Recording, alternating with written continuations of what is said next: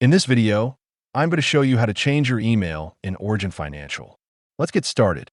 First, go to the Settings section from the menu, then open the Profile tab. Inside your profile settings, look for the email field where your current email address is displayed. Click on the field and type the new email address you want to use for your Origin Financial account. Make sure the email is entered correctly since this will be used for login access, notifications, and account-related updates. After entering your new email address, scroll down and look for the Save button located near the middle bottom section of the page. Click Save to apply the changes to your account. Once saved, your new email address will become the primary email connected to your Origin Financial profile.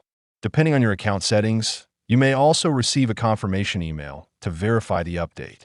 Keeping your email updated helps ensure you continue receiving important account notifications, security alerts, and financial updates without interruption. If you want to support our channel, feel free to use our affiliate link in the description below. Thanks for watching, and I will see you in my next video.